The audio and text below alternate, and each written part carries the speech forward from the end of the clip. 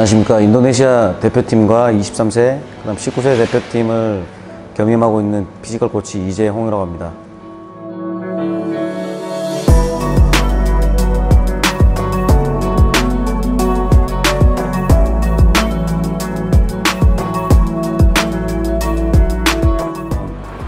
일단 나는 신태용 감독님과 함께 이제 러시아 월드컵을 같이 갔다 오게 됐고, 이제 그 뒤에 이제 FC 서울이라는 프로팀에서 잠시 일을 하게 됐고, 근데 일단 저는 신태용 감독님이 어디를 가든 함께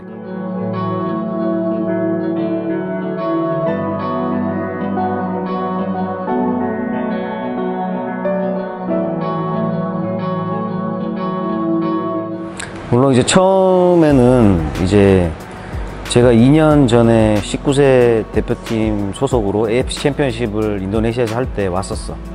근데 와가지고 이제 인도네시아라는 나라에서 대회를 치렀을 때 이제 인도네시아라는 나라가 축구를 엄청나게 좋아한다는 건 알고 있었습니다.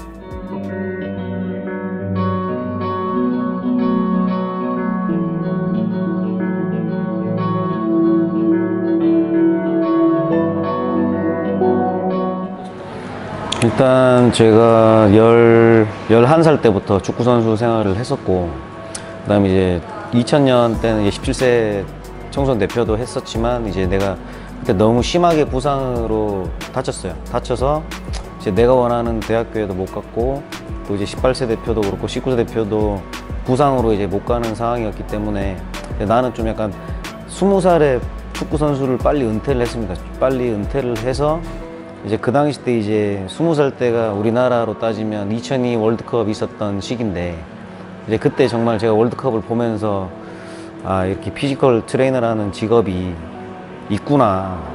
근데 그 사람이 어떻게 보면 한국 선수들을 정말 괴롭히는 역할을 많이 했었는데, 근데 그 사람으로 인해서 우리나라 축구가 엄청나게 많이 변화됐습니다. 그래서 변화가 됐고, 내가 이제 2002년에는 다쳐서 은퇴를 했지만, 이제 2003년부터 이 피지컬 코치라는 직업을 알게 돼서 2003년부터 준비를 했고, 또 2011년부터 이제 대한축구협회에 들어가서 이제 피지컬 코치 일할 수 있게 되었는데, 이제 일하기 전에는 거의 한 2003년부터 2010년까지는 진짜 공부를 하면서 이제 코치도 여러 가지 코치를 해보면서 또 경험도 해보고 이론도 공부도 해보고 많이 준비를 많이 했던 것 같습니다.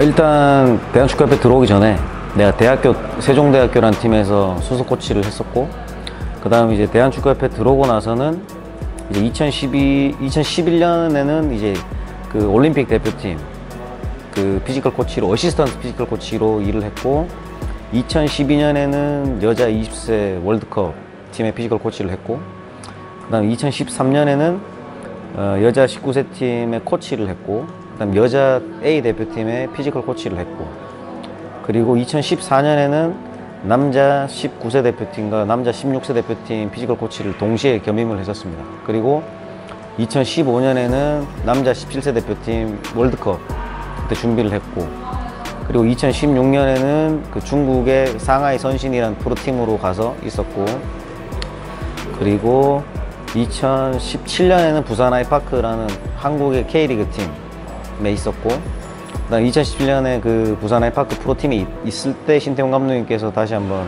러시아 월드컵 팀에 같이 합류를 하라 그래서 그때 같이 합류를 해서 러시아 월드컵까지 치렀습니다. 그리고 이제 2019년에는 이제 FC 서울에서 일을 했고, 그리고 이제 지금은 이제 여기 러시아 월드컵 끝나고 나서 또 19세 대표팀에서 이제 또 그 인도네시아에서 19세 대회 할 때 같이 왔었고, 그 다음 작년에 FC 서울로 갔었고, 그 다음 이제 올해 다시 인도네시아 대표팀으로 왔습니다.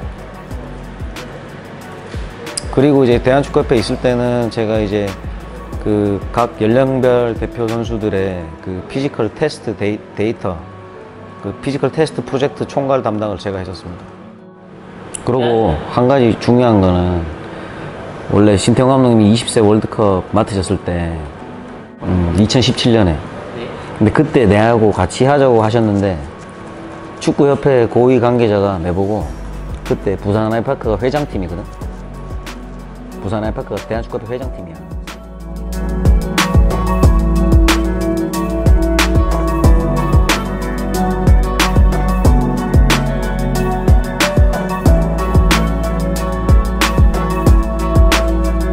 일단 체력 하나만 가지고 이야기하기에는 우리 축구라는 종목이 너무 포괄적이기 때문에 체력이라기보다는 이 나라의 문화와 식습관과 생활 패턴과 이런 모든 것들을 종합을 해봐야 될 수밖에 없었습니다. 저희 입장에서는.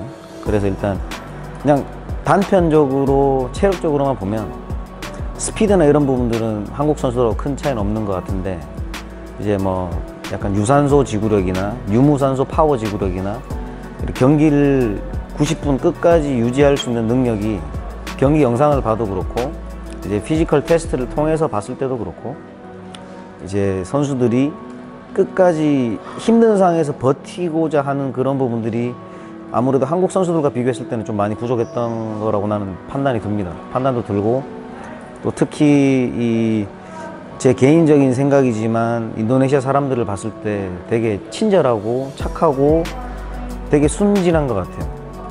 그런데 이제 축구라는 종목은 이게 어떻게 보면 총성 없는 전쟁이라고, 운동장 안에서 서로 진짜 죽이지 않으면 안 되는 그런 상황이 되게 많거든.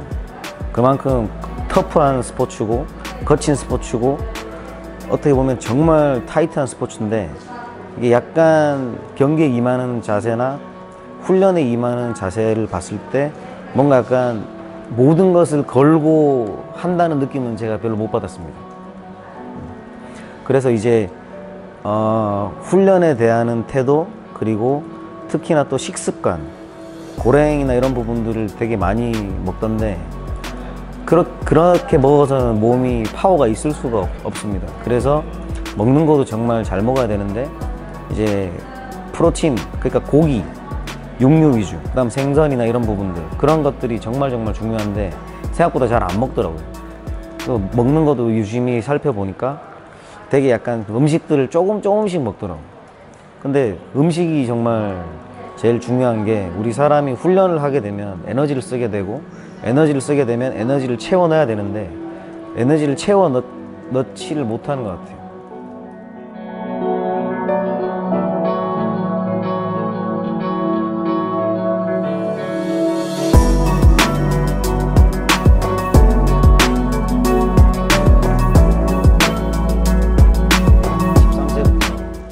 거의 대표 선수들까지 내가 모든 데이터를 다 내가 총괄을 했는데, 이제 근육량만 딱 비교를 했을 때 한국의 16세 대표팀과 인도네시아 19세 대표팀 선수들하고 근육량이 비슷해. 그 근육량이 되게 비슷하다는 거는, 한국 16세랑 인도네시아 19세랑 근육량이 비슷하다는 거는 인도네시아 19세 선수들의 파워나 이런 부분들이 한국 16세 선수들이랑 비슷할 수밖에 없다는 거예요. 그래서 결국 파워가 나오기 위해서는 근육이 있어야 되는데, 근데 근육이 너무 없어, 선수들이. 근육이 너무 없으니까 몸싸움이나 이런 거 할 때도 몸으로 이렇게 부딪혀야 되는 상황에 발로만 그냥 깔짝깔짝 하는 그런 움직임들이 되게 많이 보입니다. 또 한 가지 예를 들어서, 우리가 2014년에 그 남자 19세 대표팀으로 AFC 챔피언십 나왔을 때 우리 조에 한국, 일본, 중국, 베트남 이렇게 네 팀이었는데 한국, 일본, 중국, 베트남. 근데 베트남이랑 우리랑 첫 경기를 하는데, 그때 그 베트남 19세 대표팀이 지금 베트남 대표팀이에요.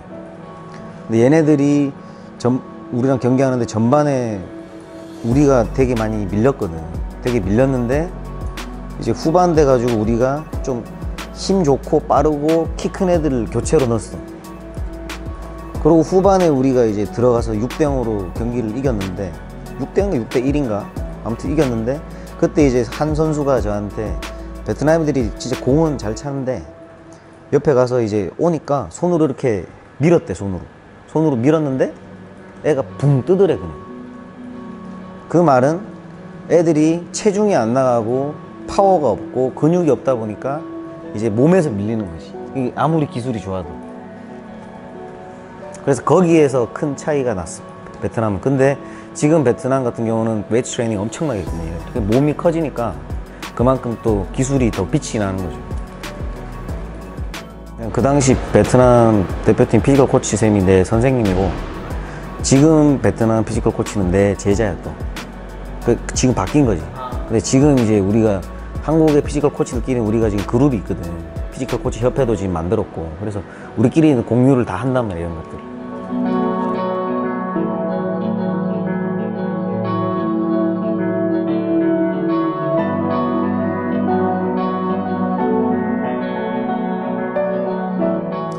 인바디를 매일 아침 재는 건 아니고, 인바디는 이제 뭐 한 일주일에 한 번이나 2주일에 한 번 이 중간중간에 선수들이 어떻게 몸이 변하는지를 체크를 하려고 하는 거고, 체중 변화를 자꾸 보는 거는 선수들이 이제 몸이 피곤하고 이러면은 몸에 수분이 빠지기 때문에 체중이 빠질 수밖에 없거든. 근데 체중이 빠지면 수분이 빠진다고 봐야 되는데, 수분이 빠진다는 거는 우리 근육이 수분을 머금고 있는데 근육의 기능이 떨어진다는 거거든. 그래서 이제 체중을 미리미리 체크를 하는 겁니다.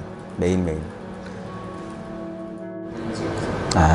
일단 기본 음식을 이야기를 하자면, 기본적으로는 선수들은 튀김 음식은 이 트랜스 지방이 너무 많기 때문에 선수들의 체지방률에 상당히 좋지 않은 영향을 미칩니다. 그 다음에 이제 우리가 인바디 체크를 했을 때 기본적으로 축구 선수라 그러면 체지방률이 6%에서 12% 내에는 다 들어와야 되는데, 이미 뭐 지금은 좀 많이 정상 범위에 들어왔지만 그 전에 12% 넘는 선수들이 거의 한 90%는 됐습니다.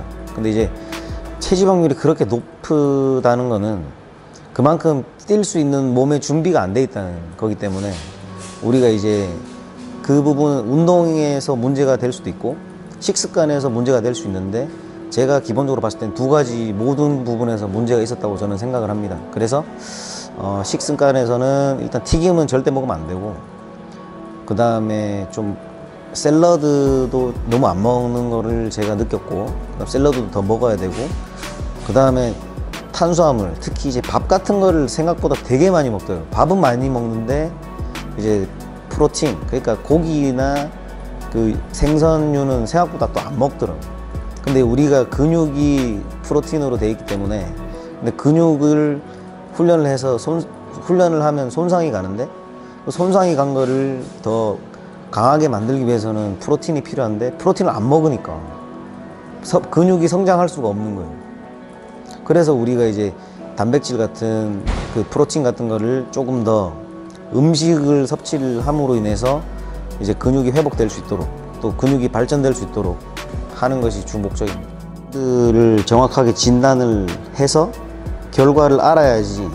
선수들마다 또 몸이 또 다 다르기 때문에, 어떤 선수는 추가적인 훈련이 필요한 선수가 있고, 어떤 선수는 추가적인 영양 섭취가 필요한 선수가 있고, 또 어떤 선수는 쉬어야 되는 선수가 있고, 물론 이제 지금 현재로서는 쉬어야 되는 선수는 내가 봤을 때 지금은 없고, 근데 이제 정확하게 선수의 상태가 어떤지를 보고 그 다음에 한 명 또 파악을 해서 다른 처방이 들어가는 거죠. 피지컬 코치가 그런 역할이죠. 그리고 인바디 테스트만이 중요한 게 아니라 우리가 필드에서 그 피지컬 테스트도 했잖아. 그 인바디 테스트만이 중요한 게 아니라 필드에서 피지컬 테스트도 했는데, 거기서는 스피드도 있고 어질리티도 있고 에어로빅 캐패시티도 있고 여러 가지, 또 파워도 있고 여러 가지 체력 요인들이 있는데, 일단 선수들의 기본적인 수준을 알아야지 거기에 맞추어서 훈련이 들어가는 거지. 선수의 상태를 알아야지 처방을 할 수 있다는 거지.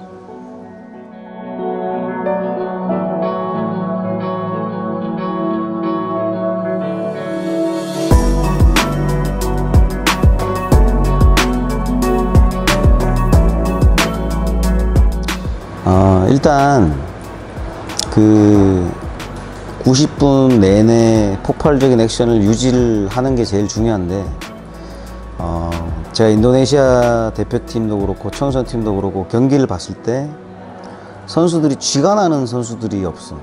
근데 쥐가 난다는 거는 두 가지로 볼 수 있는데, 정말 열심히 해서 미친 듯이 뛰거나, 그래서 근육이 못 버텨주거나, 아니면 근육이 준비가 안 돼 있어서 쥐가 나는 상황이 있는데, 내가 본 인도네시아 대표팀과 청소년팀의 문제는 체력도 체력인데 이 멘탈적인 부분이 제일 부족한 것 같아요. 멘탈이 제일 중요한데, 왜냐하면 우리가 피지컬 테스트를 했을 때 요요 테스트라고 유산소성 능력 테스트를 하는데, 이 한국 선수들 같은 경우는 19세 대표팀 애들이면 평균 60개를 뛰거든. 근데 인도네시아 선수들은 한 40개 넘어가니까 이제 힘들어서 하나씩 포기하더라고. 근데 이제 그 힘든 테스트를 하게 되면, 그 힘들어졌을 때 정말 이 사람의 마음이 왔다 갔다 하거든. 계속 할까? 그만둘까? 할까 말까 고민을 하는데, 한국 선수들은 힘들어도 해. 근데 내가 테스트를 할 때 본 인도네시아 선수들은 힘들면 안 해.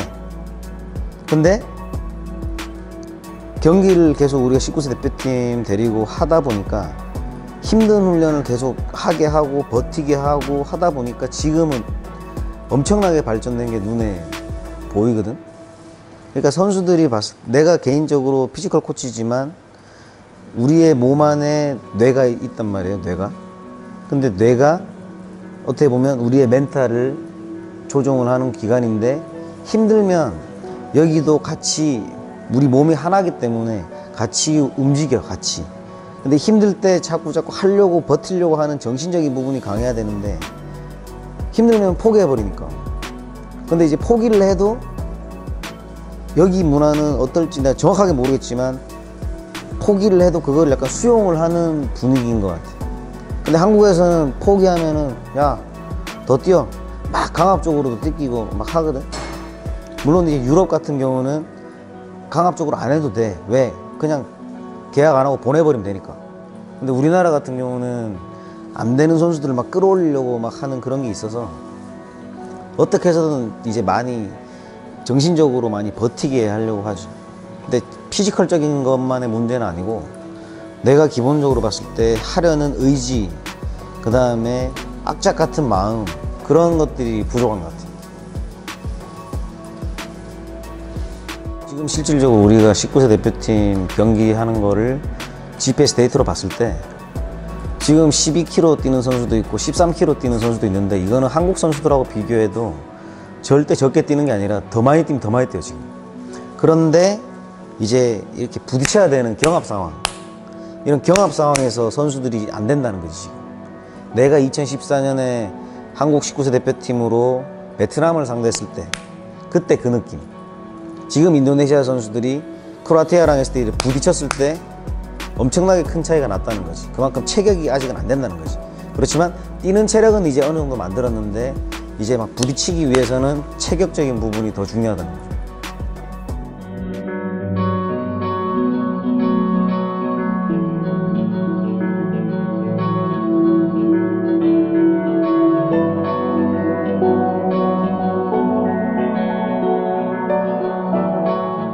이게 또 큰 애들하고 부딪히다가 그 큰 선수들하고 이렇게 딱 부딪히면 정말 뭔가 돌하고 부딪히는 그런 느낌이거든. 그리고 딱 부딪혀보고 선수들이 먼저 딱 느껴, 아, 안 되겠다. 그럼 이제 무서워져, 경기를 하기가. 근데 그 무섭다는 거를 벗어나야 되는데, 무서우면 이제 또 포기를 하는 거야. 더 막 갖다 부딪히고 싸우고 해야 되는데 그런 멘탈이 지금은 없는 거지. 그렇게 무서움을 느끼면, 선수들이 경기를 하면서 무서움을 느끼면 그 경기는 끝난 거야. 절대 이길 수 없어. 뭐 9개월간 있으면서 실질적으로 훈련은 4개월 정도를 했는데, 힘들다라기보다는 선수들이 만약에 힘들어서 안 뛰게 되면 나는 뛰게 만드는 게 내 직업이기 때문에, 또 특히나 이제 선수들이 나를 욕하고 싫어할 수도 있습니다. 왜냐하면 내가 이제 되게 강하게 선수들을 벼랑 끝으로 내모는 그런 스타일이기 때문에, 안 하면 하게 해야지, 안 뛰면 뛰게 해야 되고, 내가 이 선수들을 뛰게 해야지 우리 감독님이 원하는 축구를 하실 수 있게 더 뒷받침이 되는 거기 때문에, 나는 일단 강하게 합니다. 안 뛰면 안 뛰게, 안 뛰면 뛰게 만듭니다. 뛰게.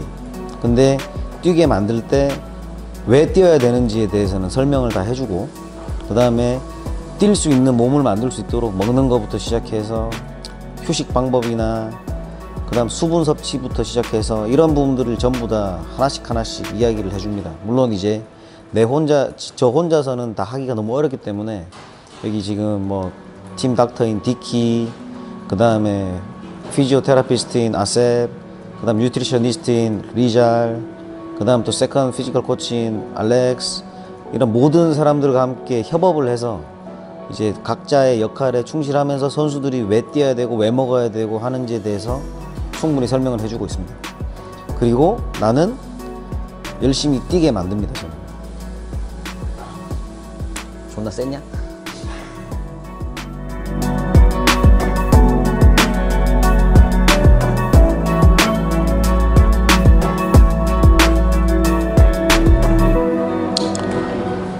뭐 개인적인 취미로는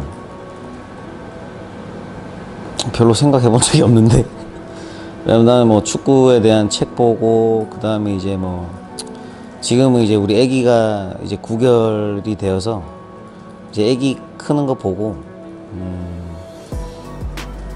마땅한 취미는 나는 없어.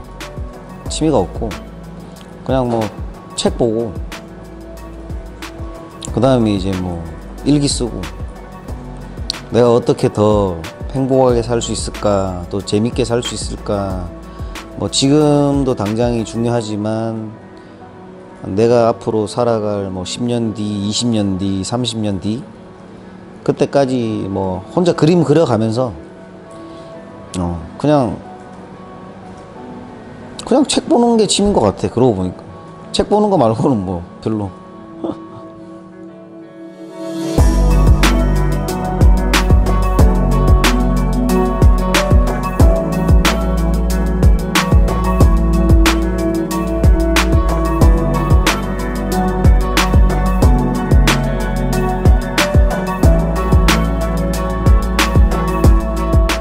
한국 음식 중에는 김치찌개를 좋아하고 그 인도네시아 음식 중에는 그 알렉스가 데려간 곳이 있는데 콘로 굿 프로틴.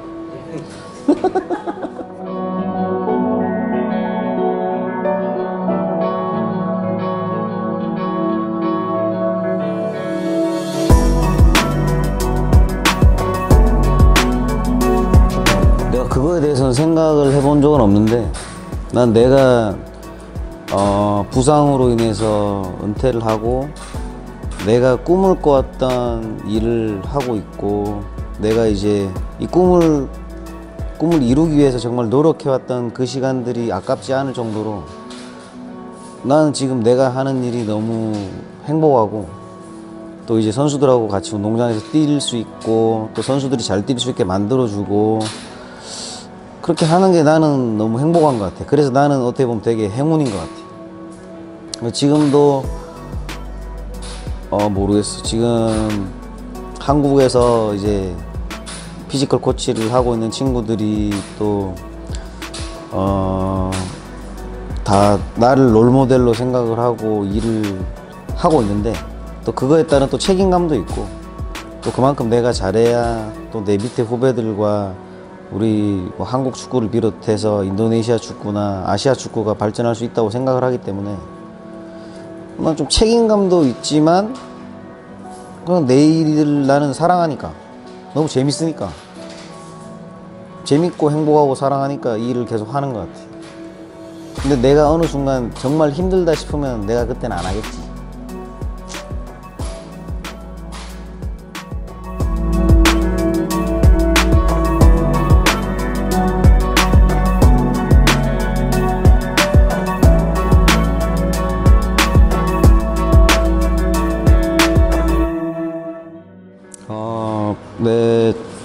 내가 이제 2002 월드컵을 계기로 피지컬 코치를 준비를 했기 때문에 난 이제 레이몬드 베르하인이 이제 아무래도 내 롤 모델이었는데 이제 나도 경험을 계속 하면서 레이몬드도 있고 이케다 세이고 피지컬 코치도 있고 하베르 미아노 피지컬 코치도 있고 여러 피지컬 코치들과 같이 일을 하면서 그 사람들의 좋은 장점을 흡수를 하려고 노력을 많이 했고, 그래서 지금은 이제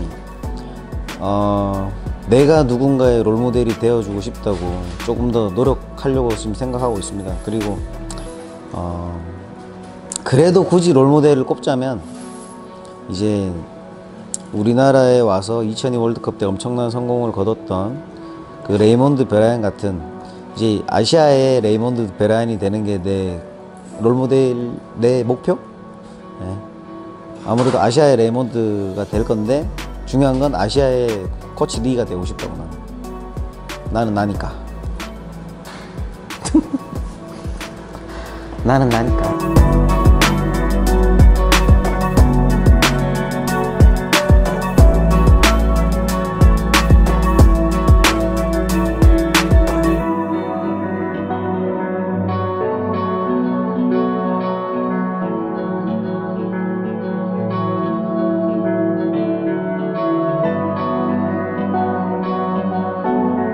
일단 신태용 감독님 같은 경우는 이제 한국에서도 되게 특출난 감독님이시고, 그 다음 내가 한국 여러 감독님들과 같이 해봤지만 이렇게 그 밑에 사람들을 존중을 해주고 이제 같이 함께 협업을 하는 스타일의 감독님은 우리나라에는 진짜 별로 없는 감독님, 한국에서는.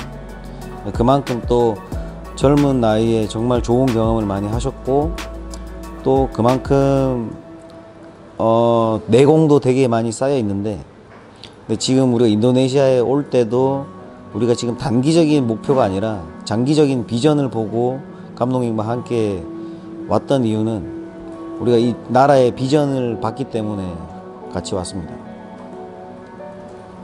그리고 선수들에게 하고 싶은 이야기는, 이거는 성인 대표팀 선수들도 마찬가지고 청소년 대표팀 선수들도 마찬가지인데, 여러분이 먹는 음식 하나하나, 그 다음 훈련에 임하는 태도 하나하나, 그리고 경기장에 들어갔을 때의 태도, 모든 부분들이 인도네시아 국민들을 대표한다는 책임감을 가지고 목숨을 걸고 모든 부분에 임해줬으면 좋겠습니다.